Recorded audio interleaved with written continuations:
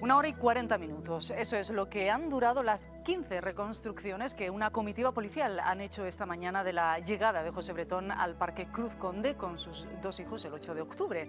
Un agente simulaba ser Bretón y dos niños hacían el papel de los pequeños desaparecidos. Los investigadores pretenden contrastar la versión que dio el detenido y cronometrar los tiempos que ha dado en las distintas declaraciones que ha hecho ante el juez.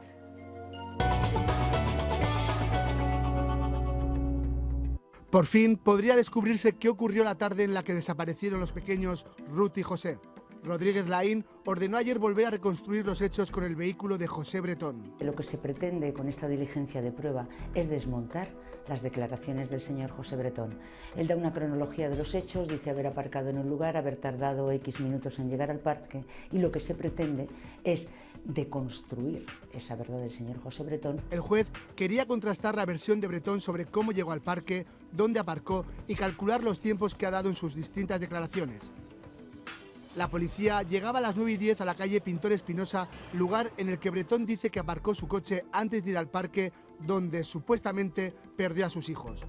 Allí, una veintena de agentes policiales acordonaron la zona y reconstruyeron las distintas maneras que tuvo Bretón de estacionar su vehículo. Un agente simulaba ser José Bretón y dos niños de las mismas edades y alturas, sus hijos Ruth y José. El principal punto de interés se centraba en comprobar que una de las puertas del vehículo no se podía abrir, ya que chocaba con una señal de tráfico junto a la acera, versión que dio Bretón para argumentar que tardó mucho tiempo en aparcar. Por eso, un agente realizaba mediciones con una cinta métrica para ver si ese dato era cierto. Mientras tanto, otro policía calculaba el tiempo exacto que tardaba el vehículo en llegar al aparcamiento y lo que pudo tardar José Bretón en sacar a sus hijos del coche. Creo que con esto lo que se pretende básicamente es colocarle una vez más contra las cuerdas. Esta reconstrucción será otra prueba más a incluir en el sumario que se encuentra parcialmente bajo secreto. A la reconstrucción no acudieron ni el juez Rodríguez Laín, ni el abogado José María Sánchez de Puerta, ni por supuesto José Bretón, que continúa en la cárcel desde el pasado 21 de octubre. Bien, pues hoy está con nosotros en Página Central nuestra compañera abogado Bárbara Arroyo. Buenas tardes, bienvenida Bárbara. ¿Qué tal? ¿Qué tal? Nada menos que 15 reconstrucciones. ¿Han hecho falta 15 reconstrucciones? Bueno, yo no sé si han hecho falta o no, porque desde mi punto de vista lo que no hacía falta era esta reconstrucción. Pero bueno, ya puestos a hacer la reconstrucción, pues hay que hacerla bien. Entonces hay que evitar cualquier margen de error. Entonces, cualquier, digamos, diferencia en los tiempos es importante, así que se han asegurado, bueno, pues que todas las reconstrucciones tengan más o menos el mismo tiempo, y luego, por otra parte, han intentado abarcar todas las situaciones posibles. Daros cuenta que en la puerta izquierda, en la puerta trasera izquierda, en la que iba sentado el niño, había, digamos, fuera del coche, había una señal de tráfico. Eso imposibilitaba abrir la puerta de, bueno, pues del niño. Entonces, se ha intentado sacar a cada niño, vamos, se ha sacado a cada niño por su puerta, y luego se han sacado a los dos niños por la puerta derecha, la puerta trasera derecha, que es donde iba sentada la niña, por si acaso no fuese posible haberlo sacado por esa primera puerta. Es decir, se han hecho variaciones de una reconstrucción con muchas situaciones. Oye, ¿por qué no ha estado José Bretón? Bueno, sabíamos que él no iba a estar, pero ¿por qué tampoco ha estado su abogado? No ha estado ninguno de los dos. Porque, en primer lugar, el abogado piensa que esta reconstrucción es absurda y no va a dar absolutamente ninguna pista, y de hecho creo que la va a impugnar. Entonces por eso no ha estado el abogado, y Bretón no ha estado pues porque el abogado le ha dicho que no fuese, porque evidentemente se iban a vulnerar sus derechos, además iba a ser insultado, iba a ser agredido seguramente. Entonces, para evitarle este escarnio público, ¿no?, a Bretón, bueno, pues han decidido que no fuera. A mí me parece lógico porque, insisto, me parece absurda esta reconstrucción, basada en suposiciones, movimientos supuestos, circunstancias. ¿Por qué te parece absurda? Pues me parece absurda porque está basada en movimientos supuestos. No sabemos exactamente cómo se sacó a los niños del coche, si es que se los sacó o no se los sacó, ¿vale? En segundo lugar, la luminosidad también es supuesta. Daros cuenta de que se está reconstruyendo un hecho que aconteció un sábado por la mañana, perdón, un sábado por la tarde, se está reconstruyendo un jueves por la mañana. La afluencia de tráfico, la afluencia de gente no es la misma, y como os decía, la luminosidad tampoco, y por lo tanto es que no coincide absolutamente nada en cuanto a las circunstancias del hecho. Ya. Bueno, José María Sánchez de Puerta, que es, en recuerdo, el abogado de José Bretón, ha vuelto a recurrir la decisión del juez de mantenerlo en prisión Punto por punto analizamos los indicios por los que la Audiencia de Córdoba le mantiene en la cárcel y que según su abogado son solo eso, indicios.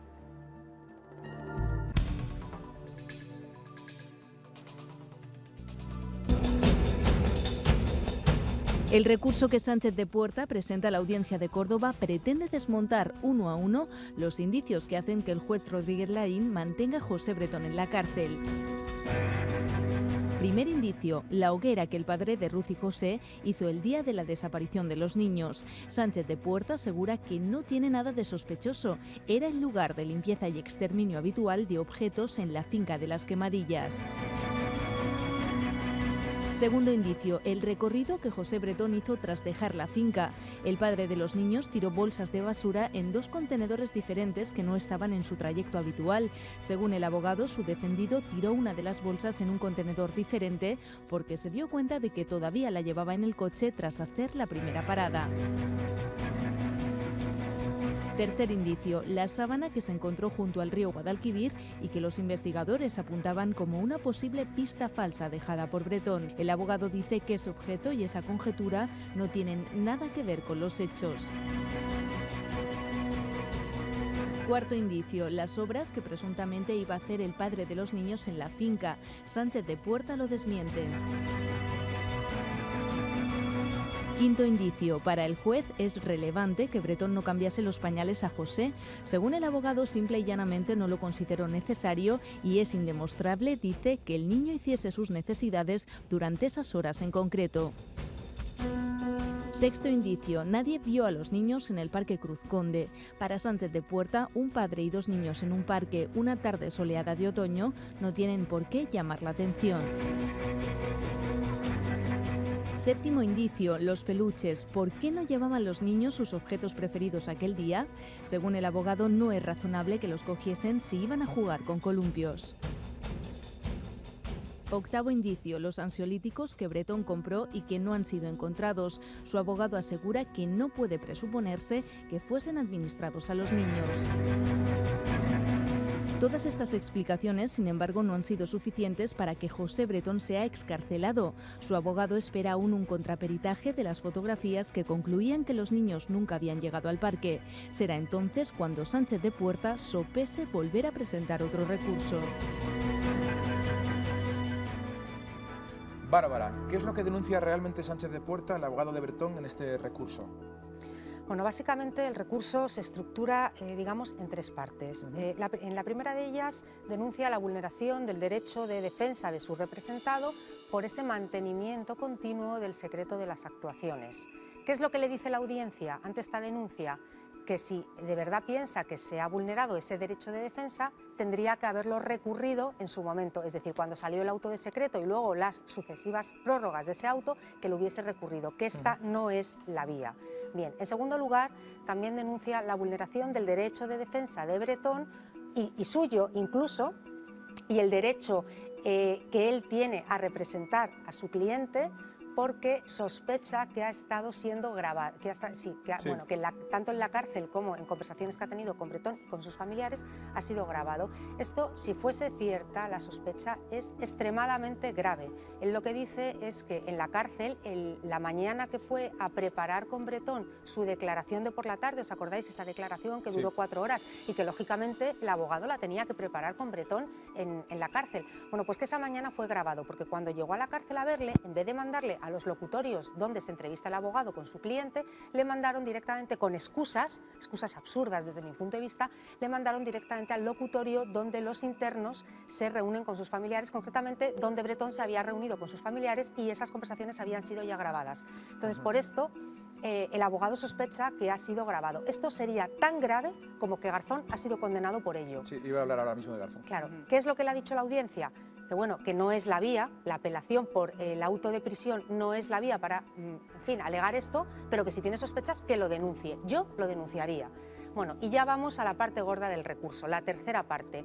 Lo que denuncia, lógicamente, es el mantenimiento de la prisión provisional, porque el juzgado de instrucción decretó esta prisión provisional en base a numerosos indicios y por esos numerosos indicios podría haber futuramente en un juicio una pena muy elevada y por tanto el peligro de que Bretón se escapase, de que huyese. Bien, lo que hace el abogado en su recurso es ir desmontando indicio por indicio. Claro, porque tú no puedes mantener a una persona en prisión a base de indicios. Bueno, ¿Hasta aquí cuándo puede permanecer en prisión? Una persona puede permanecer en prisión provisional antes de una condena hasta 4 años. Lo que pasa es que aquí hay una confusión generalizada entre lo que son indicios y lo que son pruebas. Y yo llevo yendo ya varios días que en este caso no hay pruebas, hay indicios. Bueno, aquí habría que aclarar que nunca hay pruebas en la instrucción, que siempre hablamos de indicios. Indicios con más peso o indicios con menos peso. Indicios que prueban más cosas o indicios que prueban menos cosas.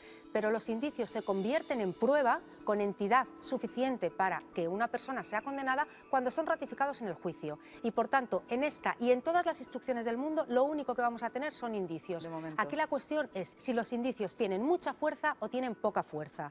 Y desde mi punto de vista, estos supuestos indicios son aire. Aire, no tienen nada. Aire. Bueno, ¿y cuál es el móvil que el juez argumenta como motivo de que Bretón hiciese, vamos a decirlo así, desaparecer a sus hijos? Bueno, el móvil y el principal indicio a juicio del juez es la venganza. Bretón hace desaparecer a los niños por venganza, según el juez de instrucción, ratificado ahora por los 3 jueces de la Audiencia Provincial que desestiman ese recurso de Bretón. Bien, ¿qué es lo que dice el abogado en ese recurso? Que no existe tal venganza porque cuando Bretón va a recoger a los niños ese viernes 7 por la mañana, y le entrega una carta a Ruth pidiéndole una segunda oportunidad, la respuesta de Ruth es: el domingo, cuando me dejes a los niños, tendrás tu respuesta. Y por tanto, el sábado no había motivo alguno para vengarse de Ruth. Y que, por otro lado, es falsa aquella frase de que Bretón le había dicho, aquella famosa frase: voy a hacer desaparecer a los niños, que incluso Ruth reconoce que eso Bretón jamás se lo dijo. Ya. Bárbara, ¿y cómo puede influir en el caso el supuesto secreto de Bretón? Vamos a ver, este supuesto secreto es lo que supuestamente, como bien dices, Bretón le dijo a un policía. No puede influir absolutamente en nada. Estamos hablando de suposiciones, que Bretón le dijo eso a un policía. Bien, Bretón dice que es absolutamente falso. ¿Y qué es lo que dice el abogado? Pues que menos mal que Bretón no le dijo al policía que se le había aparecido la Virgen de los Dolores, porque entonces estaríamos investigando un milagro y no un delito. O sea, que fijaros la importancia que tiene esa frase, es decir, ninguna. Jurídicamente ninguna. Bueno, en cuanto a por qué Bretón tiró bolsas de basura en varios contenedores, según el abogado lo hizo porque cuando pasó por el segundo se dio cuenta de que se había olvidado una de las bolsas de basura dentro del coche. Según la acusación, intentó despistar. ¿Tú por qué versión te inclinas? Pues yo no me inclino ni por una ni por otra. El abogado tampoco se debería de inclinar ni por una ni por otra y el juez de instrucción tampoco. El juez de instrucción está para aclarar, para recabar el material probatorio suficiente como para llegar a juicio. La versión del juez de instrucción, volvemos a lo mismo, es una suposición, igual que es una suposición lo que dice el abogado de Bretón.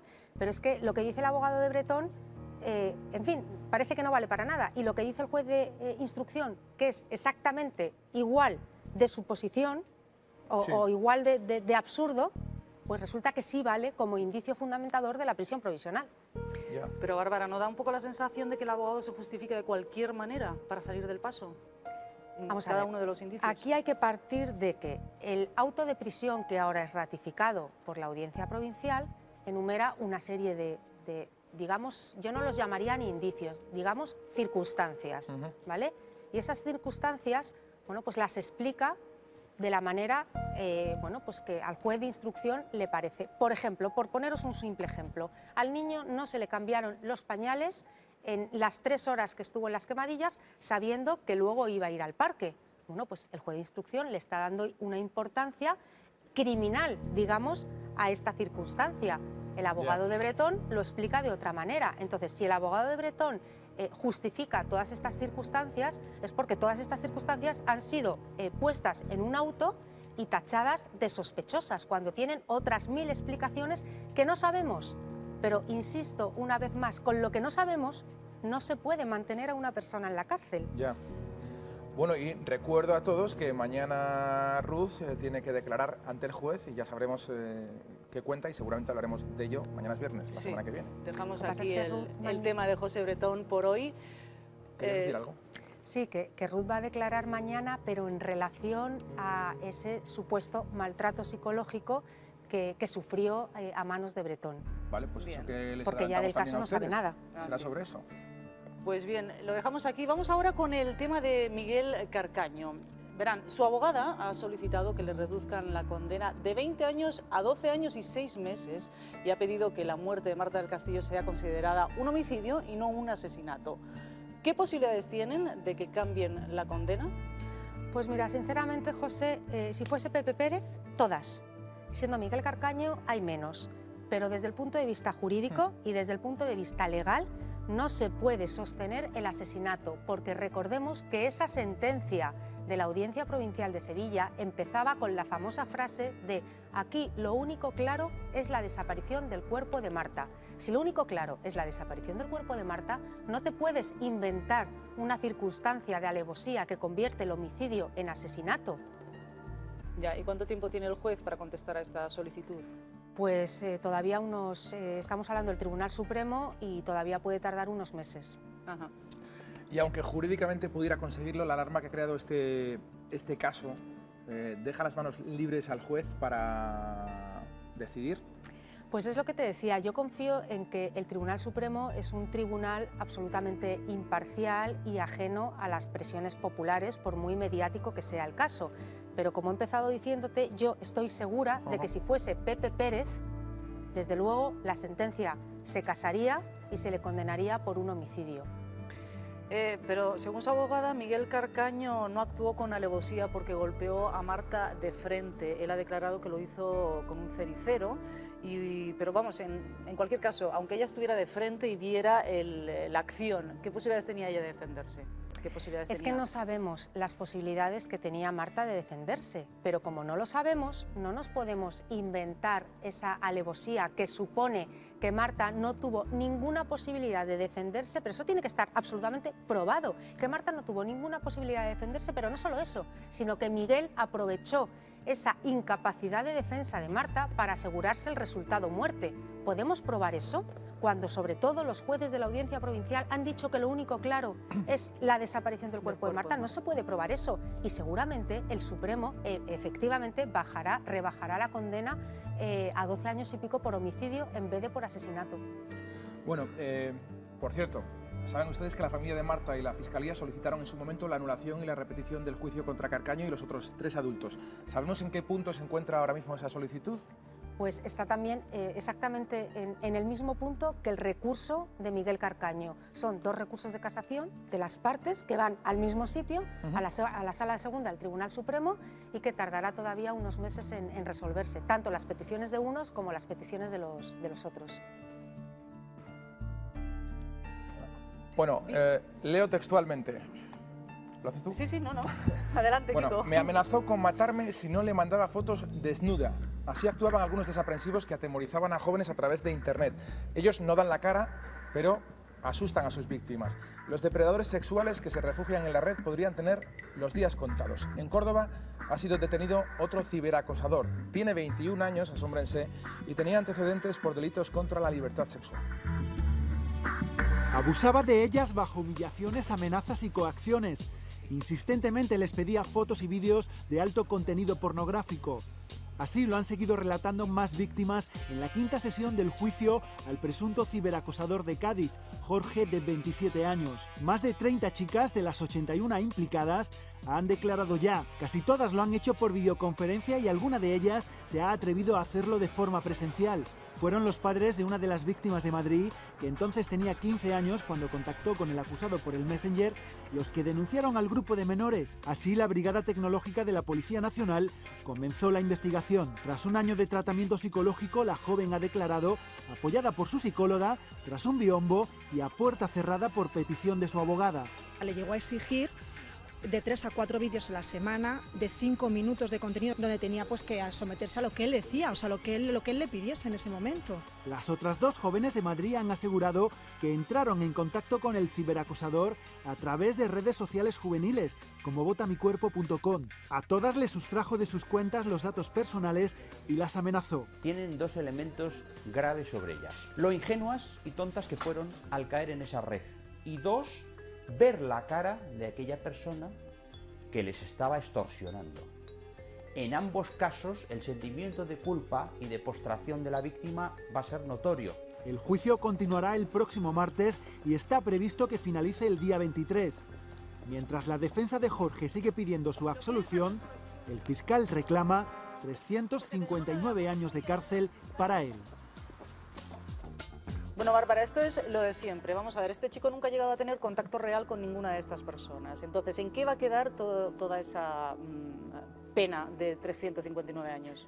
Vamos a dividirlo en dos partes. Primero, ¿en qué va a quedar la pena? Pues la pena va a quedar en muchos años, pero no en los 350 y pico años, porque esto como titular queda precioso, 350 y pico años, pero en realidad en España, en ningún sitio una persona no vive tantos años, eso para empezar. Pero es que el máximo de cumplimiento en España, en este caso, depende de la pena mayor de los delitos por los que sea acusado. Es decir, si la pena mayor son 5 años por un delito de difusión de material pornográfico, y esa es la pena mayor, resulta que sería el triple de esa pena, serían 15 años de límite máximo, ¿vale? Si la pena fuese a lo mejor 9 años porque se tratase de un menor de 13 años, pues entonces ya no sería 3 por 9, nos tendríamos que ir al límite máximo del Código Penal, que serían 20 años. Total, que como máximo, este señor va a cumplir 20 años de prisión, eso sí, íntegros y efectivos. Pero 20 Te refieres años. Condenado a 20 años, pero... Condenado, primero, claro, primero... ¿Entraría en prisión? Claro, condenado ¿Sí? a 20 años, claro, condenado Vale. a 20 años o a 15 en el mejor de los casos, ¿vale? Por el triple de la mayor, entraría y cumpliría eso, y además los cumpliría íntegros y efectivos, porque en estos delitos se suelen cumplir íntegros y efectivos. Pero vamos, insisto, los 350 y pico años queda muy bien, como cuando se condena a los terroristas a miles de años. Sí. Pues sabemos que eso no es real. Pero es que en este caso nos llama la atención porque estos chicos, porque también hemos conocido hoy un nuevo caso, no llegan a tocar a sus víctimas. Ya, pero da lo mismo, en el Código Penal tenemos muy buena cobertura para todo este tipo de delitos cibernéticos. Tenemos la difusión, por ejemplo, la producción y difusión de material pornográfico, también tenemos el grooming, quiero decir, y también se le acusa, en concreto, en este caso, se le acusa por coacciones, por amenazas, es decir, hay varios delitos sin que tenga por qué haber una agresión sexual o un abuso sexual. Bueno, pues nos vamos a ir a publicidad brevemente, pero volvemos enseguida. Bárbara, tú no te vayas porque vamos a seguir tratando contigo algunos otros asuntos muy importantes del día en unos minutos. Hasta ahora.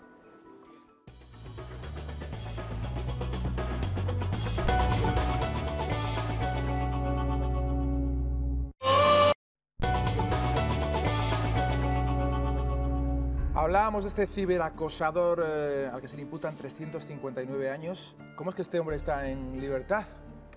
Pues muy sencillo, porque se le imputan todos esos delitos y todos esos años. Es decir, este hombre es acusado, de momento no está condenado, y la situación del acusado a la espera de sentencia no es la de estar en prisión provisional. La prisión provisional es una verdadera condena adelantada que conculca los derechos a la defensa y los derechos a la libertad personal. Por mucho que se esté extendiendo su uso en España y que todo imputado pase una temporada, o casi todo imputado, bueno, algunos no, pero casi todo imputado sin nombre pase una temporada en la cárcel en prisión provisional, no es la situación normal y vulnera, insisto, el derecho a la libertad personal del no condenado todavía. Bien, pues gracias, Bárbara, nos lo has dejado bastante claro, así que muchísimas gracias por acompañarnos hoy y te veremos en breve, espero. Te vemos pronto, ¿no, Bárbara? Gracias por estar hoy con nosotros y arrojar luz, como siempre, darnos información. Bueno, cambiamos de asunto. La detención de un padre de Jaén acusado por su propia hija de haberla encerrado en un sótano para castigarla ha vuelto a poner sobre la mesa las dificultades que tienen algunos padres para educar a sus hijos. Algunos saben que son responsables, pero no son capaces de identificar en qué momento comenzaron a malcriarlos. Otros, por el contrario, lo han hecho bien y aún así sus hijos se rebelan contra ellos.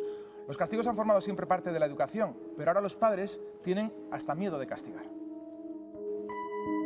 ¿Cómo se debe castigar a los hijos? Esta es una pregunta que cada vez se hacen más padres, especialmente aquellos que se encuentran con hijos conflictivos con quienes la convivencia se convierte en ocasiones en una auténtica odisea. El castigo como medida educativa causa cierta controversia en nuestra sociedad. Casos como el de la joven de Úbeda, que denunció a su padre por haberla castigado en un semisótano durante 2 días, despiertan el debate. ¿Puede calificarse de maltrato un castigo semejante? Tenemos que establecer la línea divisoria entre lo que constituiría un delito de maltrato a lo que constituye el deber y la obligación de todo padre de educar a su hijo. La violencia de hijos a padres es cada vez más frecuente. Tan solo el pasado año se registraron 8.000 denuncias de padres a hijos ante la Fiscalía. Insultan, contestan e incluso maltratan física y psicológicamente a los padres, un comportamiento de los hijos que años atrás sería impensable. ¿Cómo hemos llegado a esta situación? Confundimos el amor fraternal y el amor hacia los hijos con las normas de educación. Creemos que darles todo, permitirles todo, no regañarles nunca, es la mejor forma de educarles y no nos damos cuenta que esa es la mejor forma de educar a un futuro agresor. Sin embargo, para muchos padres es tarde. La única salida en estos casos es precisamente la más dolorosa: denunciar a los propios hijos. Lo que hacen muchos padres en España hoy en día, dejar la custodia al Ministerio Fiscal, decirle al fiscal: oiga, no puedo con mi hija, haga usted lo que pueda, yo sigo con la patria potestad, naturalmente, y su madre también, pero usted se queda con la custodia y póngale usted los límites.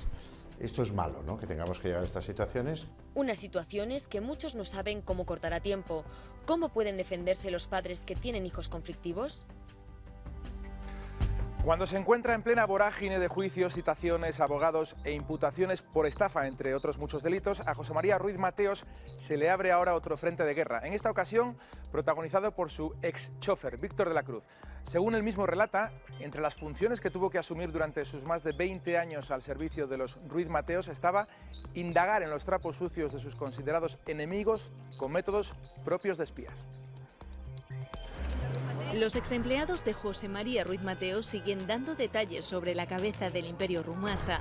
Hoy ha sido Víctor de la Cruz, quien estuvo trabajando con él durante 20 años. Ha narrado cómo Ruiz Mateos tenía miles de cintas y dosieres sobre periodistas, políticos y banqueros. El ex-chofer asegura que sus objetivos principales eran aquellos que se quedaron con sus empresas tras la expropiación de 1983 y ha dado nombres clave: Miguel Boyer, Isabel Preisler, Enrique Sarasola y Gustavo Cisneros. Del árbol caído siempre se hace leña y es habitual que cuando cae, como en este caso el señor Ruiz Mateos, un gran empresario, pues aparezcan muchos damnificados colaterales. Yo creo que aquí hay que ser muy prudente. Seguro que hay ex empleados que cuentan verdades y otros que, bueno, que se arriman un poco al ascua. El exhombre de confianza de Ruiz Mateos también ha asegurado que para obtener información sobre los considerados enemigos del empresario se utilizaban métodos propios de espías. Principalmente se buscaba indagar en las relaciones extramatrimoniales. Incluso había dispositivos de audio y vídeo camuflados dentro de la casa familiar de Somosaguas.